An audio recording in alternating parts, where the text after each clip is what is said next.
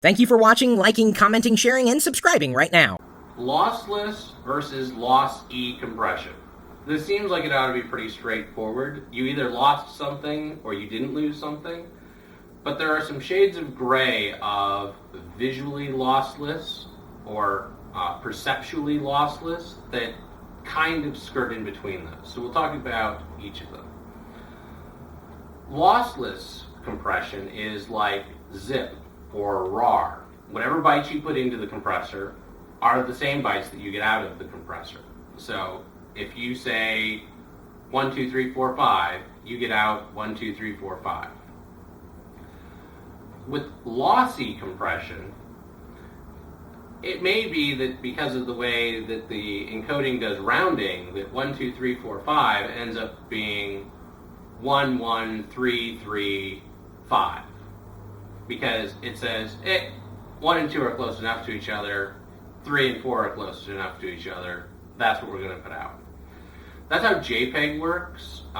That's how GIF compression works. That's how H.264 works. Those are all lossy compressors. Every time you run them through the encoder, you're taking a photocopy of the original and you're losing a little bit of information. So there's a generational loss every time you do the encoding or the compressing. That doesn't happen with lossless compression. You can zip something, unzip it, unzip it, zip it, unzip it, and it will always be the same. For this reason, when I'm doing a lot of video editing, I usually work in a Huffman compression. Huff is a lossless compression for video. I've also occasionally worked with the FFD show's zip-based image compression that compresses that way. I've also worked with MJPG in lossless mode, which is another lossless compression for video. But if you work in one of those, every time you do an edit or you do a set of video and then you say, I'm going to clip from that video and go into the next video, you're not losing quality. The third type of compression is visually lossless. And that can be a bit of a misnomer. The idea is that you can't see every color that can be displayed in a 32-bit color space. So the compression can go through and say, you would not be able to tell the difference between the source and the encode, given the two.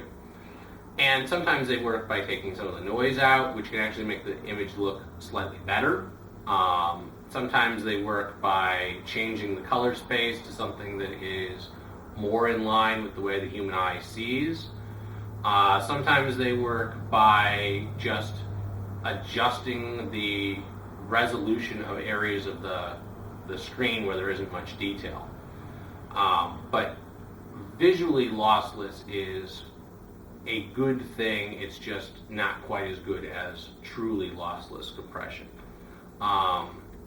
And it does still have generational loss. It's just not as much generational loss. If you run something through a virtually lossless or visually lossless encoding, after 20 derivatives, you're eventually going to start to see that you have lost some quality.